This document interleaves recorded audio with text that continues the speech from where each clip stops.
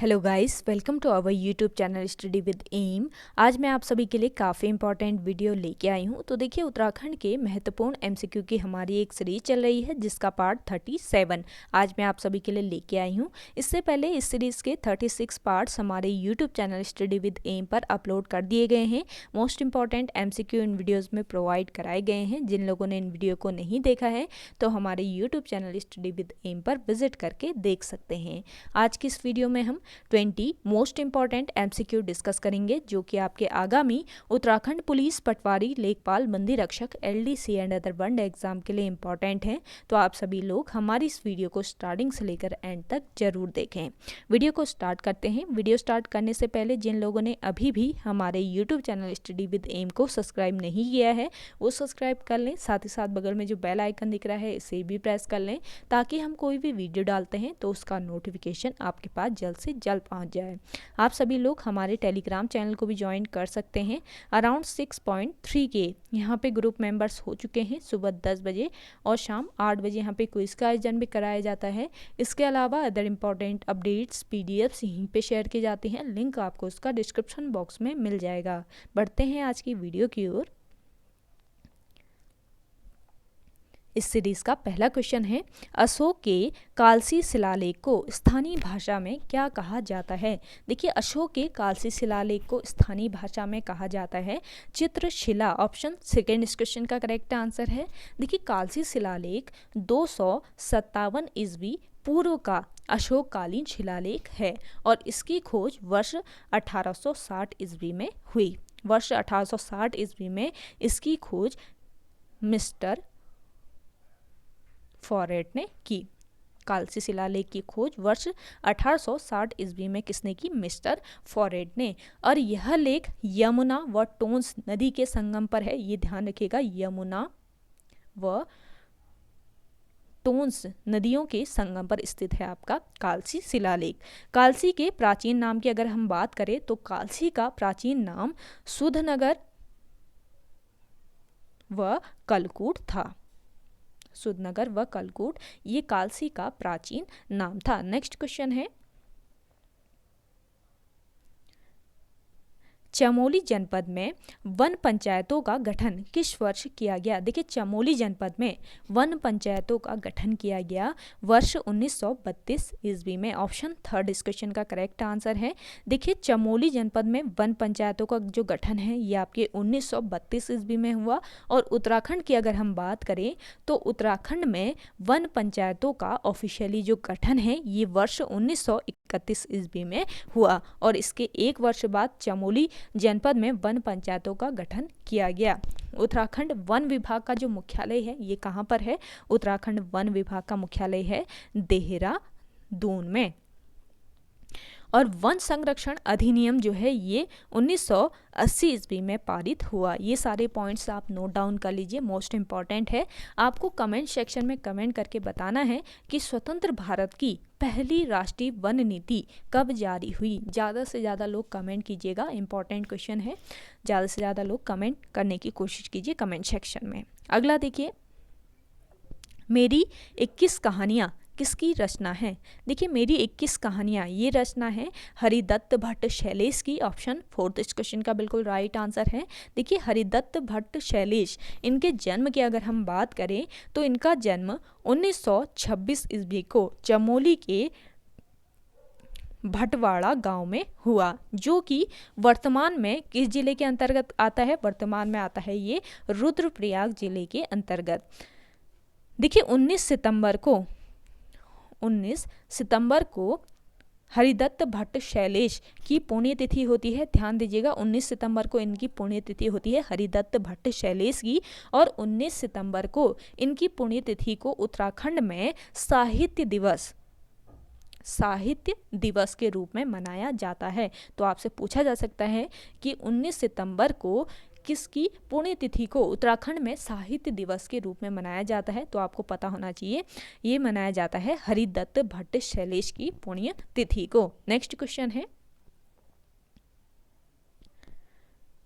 शिरोमणि ग्रंथ की रचना किस पंवार शासक के शासनकाल में हुई? देखिए शिरोमणि ग्रंथ की जो रचना है ये पंवार शासक श्याम शाह के शासनकाल में हुई। ऑप्शन थर्ड बिल्कुल राइट आंसर है। देखिए श्याम शाह के समय वास्तु शिरोमणि ग्रंथ की रचना हुई। और इस ग्रंथ के रचनाकार कौन थे? इस ग्रंथ के रचनाकार थे कवि शंकर देव। कवि शंकर देव वास्तु शिरोमणि ग्रंथ के रचनाकार थे। देखिए शंकर देव की बात करें तो शंकर देव जो हैं ये श्याम शाह के समय राजगुरु थे। श्याम शाह के समय राजगुरु कौन थे? ये थे शंकर देव।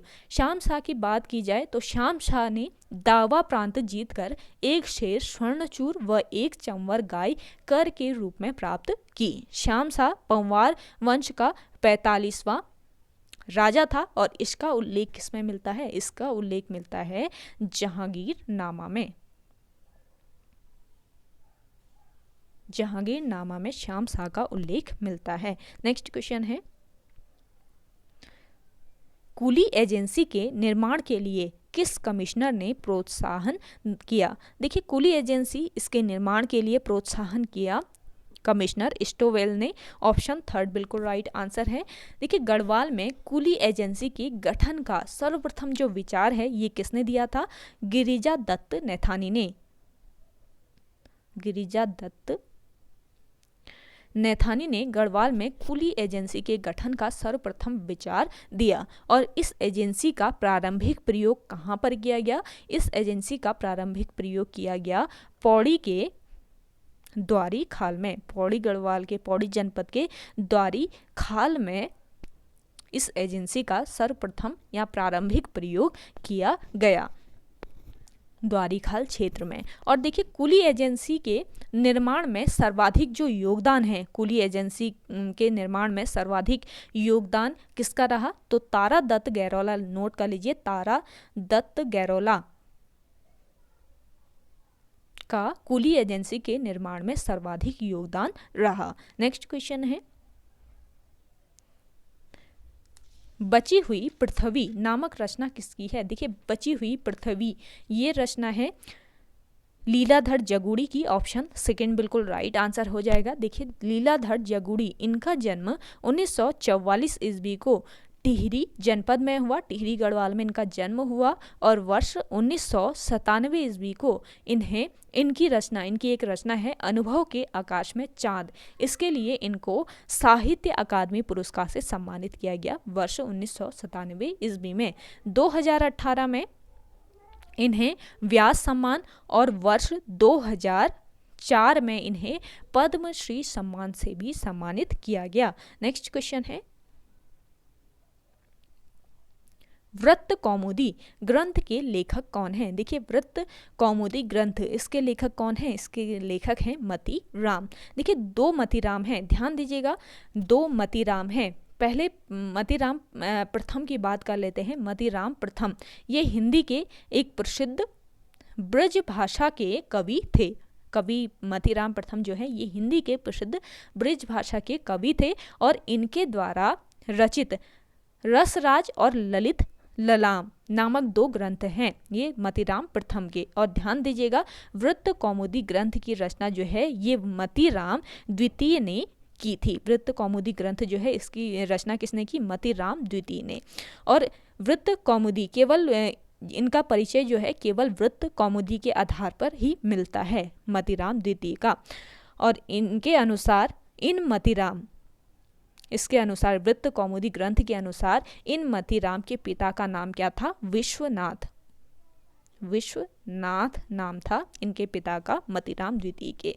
द्वितीय मतीराम का सबसे बड़ा ग्रंथ कौन सा है? वृत्त कौमुदी। द्वितीय मतीराम जो है इनका सबसे बड़ा ग्रंथ है वृत्त कौमुदी। और वृत्त कौमुदी के अनेक छंदों में छंदसार संग्रह नाम मिलता है, ये ध्यान रखिएगा, मोस्ट इंपॉर्टेंट पॉइंट है। और यह ग्रंथ संवत 1758 में यह ग्रंथ संवत 1758 में गढ़वाल के राजा फतेह शाही बुंदेला के पुत्र स्वरूप बुंदेला के आश्रय में लिखा गया था। किसके आश्रय में लिखा गया था ये भी नोट कर लीजिएगा। फतेह शाही बुंदेला के पुत्र स्वरूप बुंदेला के आश्रय में लिखा गया था। वृत्त कौमुदी ग्रंथ। नेक्स्ट क्वेश्चन है, देश को जानो योजना की शुरुआत किस वर्ष हुई थी? देखिए, देश को जानो इस योजना की शुरुआत हुई वर्ष 2019 में। ऑप्शन 4 तो बिल्कुल राइट आंसर हो जाएगा आपका। देखिए, देश को जानो इस योजना की शुरुआत मुख्यमंत्री त्रिवेंद्र सिंह रावत ने 15 अगस्त 2019 को किया और इसके तहत उत्तराखंड बोर्ड 10वीं परीक्षा में टॉप 25 बच्चों को भारत भ्रमण के लिए भेजा जाता है। नेक्स्ट क्वेश्चन है, गोरखा शासन काल में भाबर में पहाड़ी पशुचारकों द्वारा वसूला जाने वाला कर था। इंपॉर्टेंट क्वेश्चन है, आपको बताना है कि गोरखा शासन काल में भाबर में पहाड़ी पशुचारकों द्वारा कौन सा कर वसूला जाता था? तो इसका राइट आंसर कौन सा हो जाएगा? इसका राइट आंसर है दोनिया कर। गोरखा शासन काल में भाबर में पहाड़ी पशुचारकों द्वारा दोनिया कर वसूला जाता था। देखिए, टीका भेंट कर की अगर हम बात करें तो शादी, गोरखा शासन काल में शादी विवाह के समय वसूला जाता था टीका भेंट कर, और शायर कर जो है ये सीमा व चुंगी कर था, और मौकर प्रति परिवार लगता था। मौकर प्रति हर परिवार को देना होता था मौकर, और चंद राजाओं ने भी ये कर लगाया था। मौ नामक कर जो है मौकर, ये चंद राजाओं के द्वारा भी लगाया गया था। सारे कर आप नोट डाउन कर लीजिए, इंपॉर्टेंट है। अगला देखिएगा, आदि बद्री का स्थानीय नाम क्या है? आदि बद्री, इसका स्थानीय नाम क्या है? नौठा। ऑप्शन 3 बिल्कुल राइट आंसर हो जाएगा। आदि बद्री का स्थानीय नाम नौठा है, और आदि बद्री मंदिर कर्णप्रयाग से 21 किलोमीटर की दूरी पर स्थित है, और यहाँ पर 16 छोटे मंदिर हैं। ध्यान दीजिएगा, यहाँ पर 16 छोटे मंदिर हैं, जिनमें छत वाले 16 छोटे बड़े मंदिर है, ये ध्यान रखें, जिनमें छत वाले 7 मंदिर अत्यधिक प्राचीन हैं। और इनकी स्थापना कब हुई? इनकी स्थापना हुई गुप्त काल में। गुप्त काल में इन मंदिरों की स्थापना की गई थी। और देखिए, यहाँ से मुख्य मंदिर, यहाँ के जो मुख्य मंदिर है, यहाँ पर भगवान विष्णु की प्रतिमा 1 मीटर ऊंची है। आपके आदि बद्री में जो मुख्य मंदिर है, यहाँ पर भगवान विष्णु की 1 मीटर लंबी प्रतिमा है, और भगवान विष्णु भगवान ही आदि बद्रीनाथ हैं। ये ध्यान रखिएगा, आदि बद्रीनाथ कौन है? भगवान विष्णु। नेक्स्ट क्वेश्चन है, हिल यात्रा उत्सव का मुख्य पात्र है? देखिए, हिल यात्रा उत्सव, इसका मुख्य पात्र क्या है? लखिया भूत। ऑप्शन 1 बिल्कुल राइट आंसर है। लखिया भूत जो है ये भगवान शिव का 12वां गण था। 12वां गण था भगवान शिव का। कौन? लखिया भूत। हिल यात्रा उत्सव पिथौरागढ़ के शोर घाटी में, ध्यान दीजिएगा, हिल यात्रा उत्सव जो है ये पिथौरागढ़ जनपद के शोर घाटी में धान रोपाई के समय मनाया जाता है। और इस उत्सव में स्वांग नृत्य किया जाता है। कौन सा नृत्य? स्वांग नृत्य इस उत्सव में किया जाता है। हिल यात्रा उत्सव को किसकी देन माना जाता है? नेपाल की देन माना जाता है। नेपाल की देन माना गया है हिल यात्रा उत्सव को। और देखिए, नेपाल में हिल यात्रा उत्सव को क्या कहा जाता है? ये क्वेश्चन अगर आपसे पूछा जाता है तो नेपाल में हिल यात्रा उत्सव को इंद्र यात्रा कहा जाता है। हिल यात्रा नाटक का मुख्य कलाकार कौन होता है? लखिया भूत। ये ध्यान रखिएगा, इंपॉर्टेंट पॉइंट है। अगला देखिए, नेक्स्ट क्वेश्चन है आपका, हिमाचल के किन्नौर व हर्षिल घाटी को कौन सा दर्रा जोड़ता है? मोस्ट इंपॉर्टेंट है। देखिए, हिमाचल के किन्नौर व हर्षिल घाटी को जोड़ने वाला जो दर्रा है ये है आपका जम खाजा दर्रा। ऑप्शन 2 बिल्कुल राइट आंसर है। जम खाजा दर्रा हिमाचल के किन्नौर व हर्षिल घाटी को जोड़ता है। और बरासू दर्रा की बात करें तो बरासू दर्रा ये हरकी-दून व किन्नर घाटी को जोड़ता है। किन्नौर घाटी व हरकी-दून को जोड़ता है। हरकी-दून व किन्नौर घाटी के बीच प्राचीन व्यापार का मार्ग था। कौन सा दर्रा? बरासू नाम का दर्रा। और श्रृंगकंठ दर्रा ये उत्तरकाशी और हिमाचल प्रदेश को जोड़ता है, श्रृंगकंठ दर्रा। और आपका कालिंदी दर्रा जो है ये उत्तरकाशी व चमोली के बीच स्थित है। तो ये सारी चीज़ें आप ध्यान रखिएगा। देखिए हर्षिल की बात करें तो हर्षिल आपके किस जनपद में है? उत्तरकाशी जनपद में है हर्षिल घाटी। और हर्षिल उत्तरकाशी जिले में एक मुख्य पर्यटक स्थल है। हर्षिल को भारत का मिनी स्विट्जरलैंड कहा जाता है। हर्षिल को भारत का मिनी स्विट्जरलैंड भी कहा जाता है। अगला है आपका नैनीताल नगर पालिका के प्रथम अध्यक्ष कौन थे? देखिए नैनीताल नगर पालिका के प्रथम अध्यक्ष कौन थे? ये थे आपके मोहन लाल शाह। ऑप्शन फर्स्ट बिल्कुल राइट आंसर है। आप कमेंट सेक्शन में कमेंट करके बताइएगा कि नैनीताल नगर पालिका का गठन किस वर्ष किया गया। गाइस वीडियो पसंद आ रही है तो वीडियो को लाइक कर लीजिएगा। जिन लोगों ने अभी भी हमारी YouTube channel study with M को सब्सक्राइब नहीं किया है वे लोग जरूर सब्सक्राइब कीजिए। वीडियो को ज़्यादा से ज़्यादा शेयर करना है आपको अपने दोस्तों के साथ, अपने व्हाट्सएप ग्रुप्स में, और कमेंट सेक्शन में कमेंट जरूर कीजिएगा कि आउट ऑफ 20 आपके कितने क्वेश्चन करेक्ट हुए। नेक्स्ट क्वेश्चन है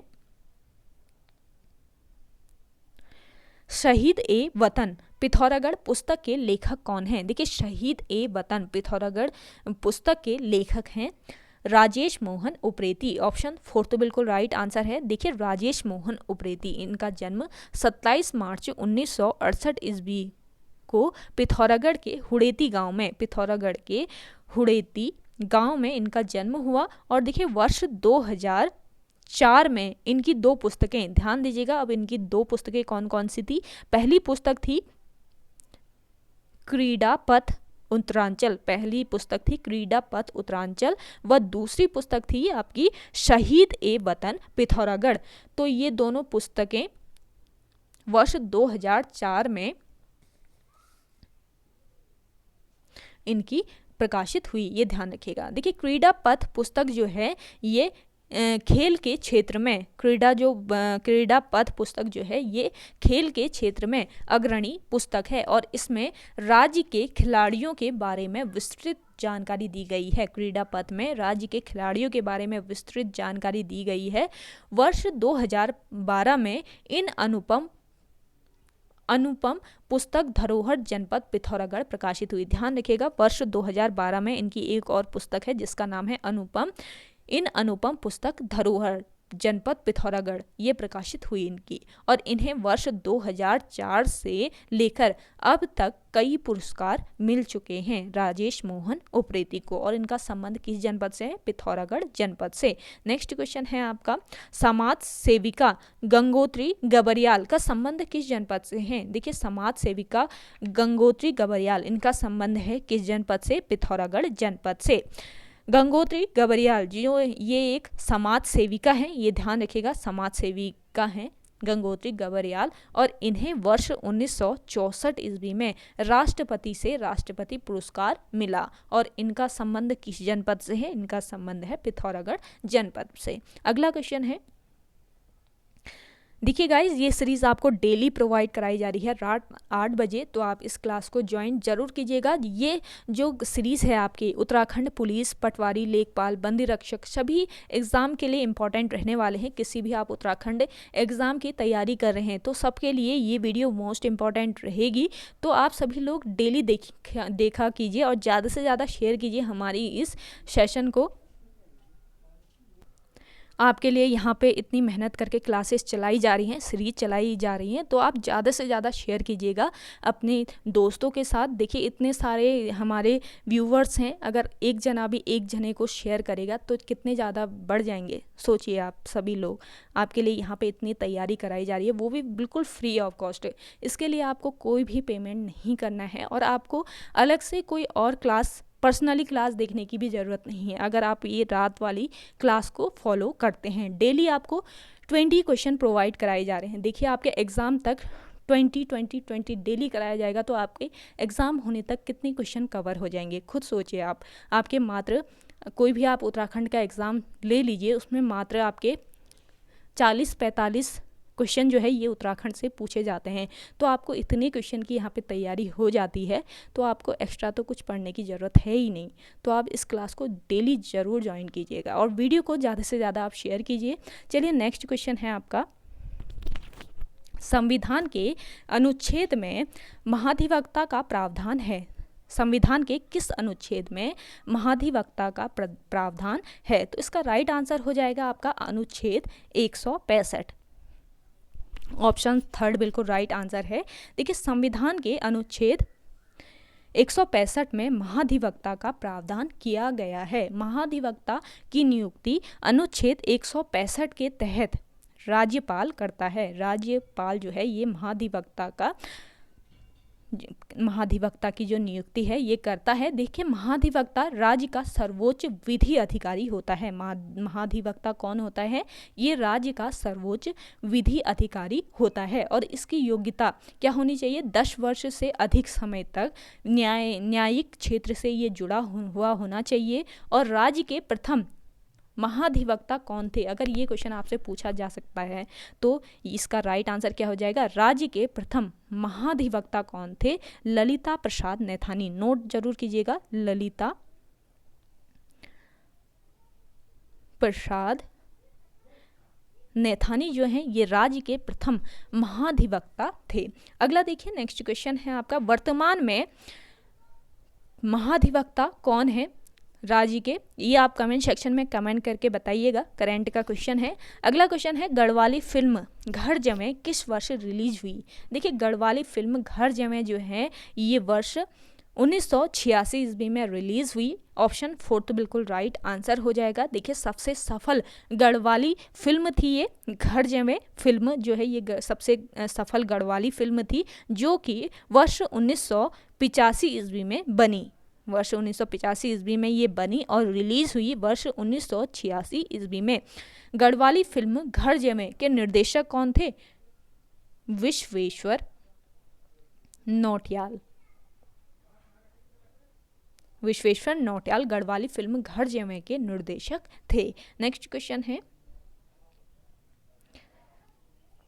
उत्तराखंड में विनियोग माउंटेन क्वेल वन्य जीव विहार की स्थापना किस वर्ष हुई? मोस्ट इंपॉर्टेंट क्वेश्चन है गाइस, इस क्वेश्चन को आप जरूर नोट कीजिएगा। उत्तराखंड में विनियोग माउंटेन क्वेल वन्य जीव विहार इसकी स्थापना होती है वर्ष 1993 ईस्वी में। ऑप्शन फर्स्ट बिल्कुल राइट आंसर हो जाएगा। देखिए माउंटेन क्वेल यानी पहाड़ी बटेर इसका स्थानीय नाम कह सकते हैं या हिंदी में इसका नाम कह सकते हैं। माउंटेन क्वेल यानी पहाड़ी बटेर के लिए मसूरी वन्य जीव विहार जो है ये प्रसिद्ध है और मसूरी वन्य जीव विहार को ही माउंटेन क्वेल वन्य जीव विहार कहा जाता है। अब देखिए यहाँ पे मसूरी वन्य, आप कहोगे कि हमने तो मसूरी वन्य जीव विहार पढ़ा था, यहाँ पर माउंटेन क्वेल वन्य जीव विहार कहाँ से आ गया?